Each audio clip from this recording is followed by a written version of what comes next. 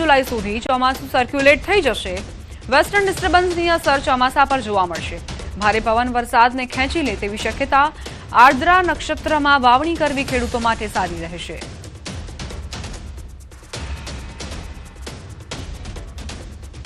ચોમાસાનું વિધિવત છે આગમન દેશમાં થઈ ગયું છે, ત્યારે હવે ગુજરાતમાં ક્યારે તે આપણે જાણીશું। આપણી સાથે છે હવામાન નિષ્ણાંત અંબાલાલ પટેલ। કાકા, જે રીતે દેશમાં તો ચોમાસાની એન્ટ્રી થઈ ગઈ છે, પણ ગુજરાતમાં ક્યારે અને ભારે વરસાદ સાથે ગુજરાતમાં વરસાદની એન્ટ્રી થશે કે પછી એ સામાન્ય જ રહેશે? 11-12 તારીખમાં મુંબઈના ભાગોમાં વરસાદ થઈ શકે અને મુંબઈના કેટલાક ભાગમાં ગાજવીજ સાથે વરસાદ થવાની શક્યતા રહેશે, પરંતુ ધીરે ધીરે ચોમાસું આગળ વધવાની શક્યતા જોતાં ચોમાસાની ગતિ જે છે એ મુંબઈના ભાગોમાંથી થોડી મંદ પડી જવાની શક્યતા જણાય છે, પરંતુ તે પૂર્વે દક્ષિણ સૌરાષ્ટ્રના ભાગો, દક્ષિણ ગુજરાતના ભાગો અને અન્ય ભાગોમાં લગભગ પશ્ચિમ સૌરાષ્ટ્રના ભાગોમાં ગાજવીજ સાથે છૂટો છવાયો વરસાદ થવાની શક્યતા રહેશે। ચોમાસાનો વિધિવત વરસાદ લગભગ મૃગશી નક્ષત્રમાં થઈ જવાની શક્યતા રહેશે। તારીખ 8મી જૂનથી દરિયામાં પવનનો બદલાશે। 15મી જૂનમાં ભારે પવન ફૂંકાશે અને તારીખ 16-17 જૂનમાં ગુજરાતમાં કેટલાક ભાગોમાં છૂટો છવાયો વરસાદ આવવાની શક્યતા રહેશે, પરંતુ સારો વરસાદ તારીખ 16 બાદ આવવાની શક્યતા રહેતા આદ્રા નક્ષત્રમાં તારીખ 18થી 28માં વરસાદ આવવાની શક્યતા રહેશે અને ચોમાસુની રફતાર તે ધીરે ધીરે પકડશે અને 29મી જૂનથી 7મી જુલાઈ સુધીમાં રાજ્ય સહિત દેશ સહિત રાજ્યના ઘણા ભાગોમાં ચોમાસું સેચ્યુરેટેડ થઈ જવાની શક્યતા રહેશે। વેસ્ટર્ન ડિસ્ટર્બન્સ છે એ ત્યાંની વિષમ અવધ વિપરીત અસર ચોમાસા ઉપર પડતી હોય છે, કારણ કે ગંગા જમનાના મેદાનો કાપવા જોઈએ, પરંતુ હવે વેસ્ટર્ન ડિસ્ટર્બન્સ વચ્ચે પણ ચોમાસું આવવાની શક્યતા રહેશે। 18મી તારીખમાં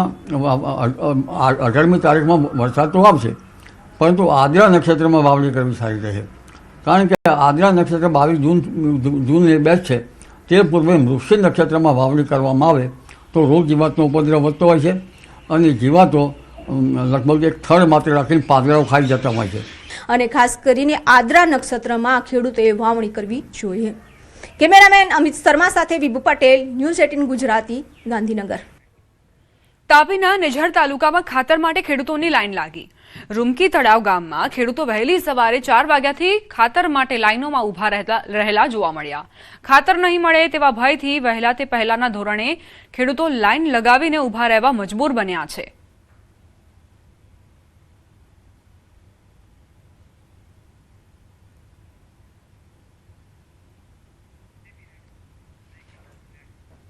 ભરૂચથી સમાચાર। ભડકોદરા ગામે પાણીની ટાંકી તૂટી પડી। પાણીની ટાંકી તૂટી પડતા અફરાતફરી મચી ગઈ। ટાંકીના સમારકામ દરમિયાન ઘટના બની। અંકલેશ્વર તાલુકાના ભડકોદરા ગામ સ્થિત આદિત્યનગર રો હાઉસમાં આવેલ પાણીની ટાંકી અચાનક તૂટી પડતા અફરાતફરીનો માહોલ સર્જાયો। ઘટના સમયે ટાંકી પર મરામતનું કામ ચાલી રહ્યું હતું, ત્યારે જ ટાંકીનો ભાગ ધરાશાયી થતા આસપાસના રહેવાસીઓમાં ભય ફેલાયો હતો। સ્થાનિકોના જણાવ્યા મુજબ ટાંકી જૂની અને જર્જરિત હાલતમાં હોવાથી આ ઘટના બની હોવાનું માનવામાં આવી રહ્યું છે।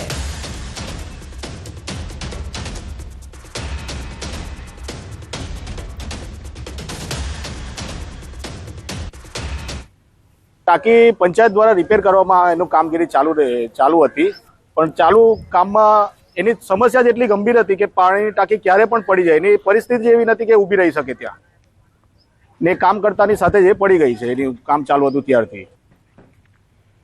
ગુજરાતમાં આજે ઓલ ઇન્ડિયા બાર એક્ઝામ યોજાઈ રહી છે। વકીલાતની પ્રેક્ટિસ માટે આ પરીક્ષા પાસ કરવી ફરજિયાત હોવાથી રાજ્યભરના હજારો કાયદા સ્નાતકો માટે આ પરીક્ષા મહત્વની બની છે। ગુજરાતમાં 8,000થી વધુ ઉમેદવારો પરીક્ષામાં ભાગ લઈ રહ્યા છે। ખાસ વાત એ છે કે ઉમેદવારોને પરીક્ષા દરમિયાન બેર એક્ટ સાથે લઈ જવાની મંજૂરી આપવામાં આવી છે। કેટલાક ઉમેદવારો તો પોતાની સાથે 20થી 25 પુસ્તકો લઈને પરીક્ષા કેન્દ્ર પહોંચ્યા હતા। અમદાવાદમાં પરીક્ષાને લઈ ઉમેદવારોમાં ભારે ઉત્સાહ જોવા મળ્યો હતો। આ તરફ બાર કાઉન્સિલે પરીક્ષા કેન્દ્રો પર તમામ વ્યવસ્થાઓ કરી છે, જેથી ઉમેદવારોને કોઈ અગવડતા ન પડે।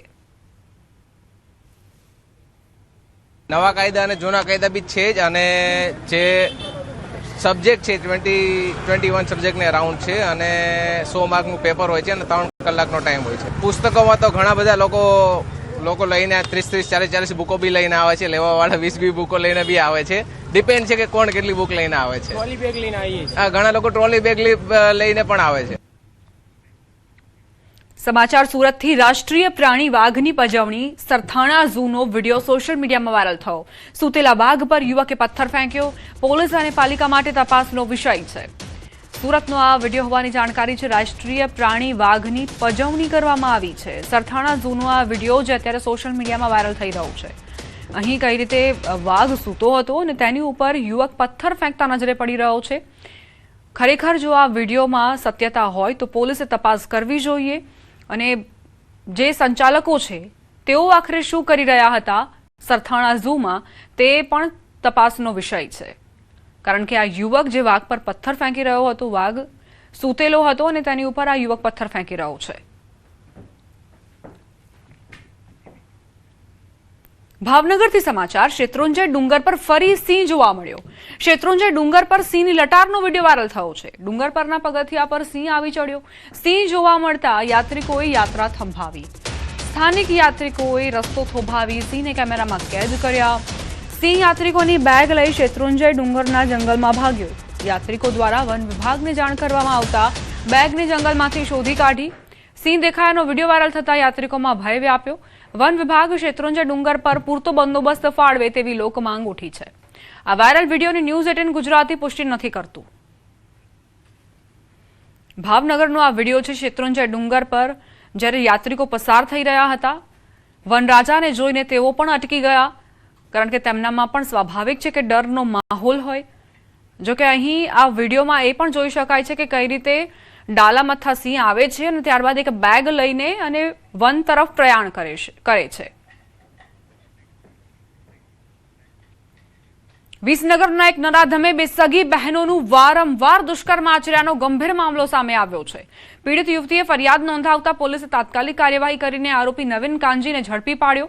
તપાસમાં જાણવા મળ્યું કે આરોપીએ મોટી બહેનને સ્કૂલ જતા આવતા પોતાની કારમાં બેસાડીને ઓળખાણ વધારી હતી અને બાદમાં ધમકી આપી દુષ્કર્મ આચર્યું હતું. યુવતીના ફોટા વાયરલ કરવાની ધમકી આપીને તેણે વારંવાર શોષણ કર્યું. આ દરમિયાન મોટી બહેને પોતાની સગી નાની બહેનને નવીનની ગાડીમાં બેસીને જતી જોઈ હતી, જે બાદ આરોપી નવીને નાની બહેનને પણ મોટી બહેનના બીભત્સ ફોટા બતાવી ધમકી આપી તેની સાથે પણ દુષ્કર્મ આચર્યું હોવાની વાત ખુલી. આ વાત જાણ્યા બાદ બંને બહેનોએ આરોપી સાથે સંપર્ક તોડી નાખ્યા, જે બાદ આરોપીએ તેમના ફોટા સોશિયલ મીડિયામાં વાયરલ કર્યા હતા. જોકે કોર્ટ દ્વારા આરોપીને 2 દિવસના પોલીસ રિમાન્ડ પર મોકલવામાં આવ્યો છે અને આ મામલે વધુ તપાસ ચાલી રહી છે. થોડા સમય બાદ બંને બહેનોને સમજમાં આવતા કે આ ખોટું થઈ રહ્યું છે તો એ બંને સંબંધ એની સાથે કાપી નાખ્યો. તો આ ઈસમે આના જે ફોટા ન્યૂડ હતા એ સોશિયલ મીડિયામાં વાયરલ કર્યા અને આ વાયરલ થયા ફોટાના સમાચાર વાલીને થતા એ વાલી સાથે બંને સાહેબ ફરિયાદી પોસ્ટે આવતા અમે ગઈકાલે ગુનો તાત્કાલિક દાખલ કરી અને આરોપીને તરત જ અટક કરી અને પોલીસની કસ્ટડીમાં લીધેલ છે. ભરૂચમાં ક્રૂડ ઓઇલ મોંઘું થતા એન્જિન ઓઇલમાં 30% સુધીનો મોટો ભાવ વધારો થયો છે. આંતરરાષ્ટ્રીય સ્તરે યુદ્ધની સ્થિતિના કારણે જાણીતી કંપનીઓના ઓઇલના ભાવ ખૂબ વધી ગયા છે. આ ભાવ વધારાના લીધે ગ્રાહકોમાં ભારે અસંતોષ જોવા મળી રહ્યો છે. વેપારીઓનો નફો ઘટીને હવે માત્ર 6 થી 7% જ રહ્યો છે. આના કારણે હોલસેલ વેપારીઓ માટે મોટો સ્ટોક રાખવો મુશ્કેલ બન્યો છે. વાહનો, ટ્રેક્ટર અને મશીનરીનું ઓઇલ મોંઘું થતા ખેતી અને ઉદ્યોગો પર આર્થિક બોજ વધ્યો છે. જો ક્રૂડ ઓઇલના ભાવ આમ જ વધતા રહેશે તો માલસામાનની હેરફેરનો ખર્ચ પણ વધશે. તેના કારણે આગામી સમયમાં રોજિંદી ચીજવસ્તુઓ મોંઘી થવાની પૂરી શક્યતા છે. આમ સામાન્ય જનતા પર મોંઘવારીનો મોટો માર પડી શકે તેમ છે. ક્રૂડ ઓઇલના ભાવ વધવાથી ઘણી તકલીફ પડે છે.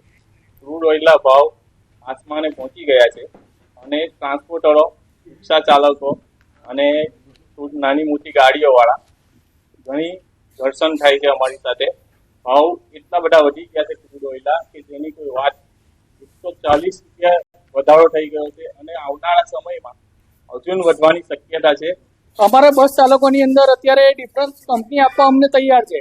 કંપની જોડે અમે લોકોએ 3 વર્ષનો પૂરેપૂરો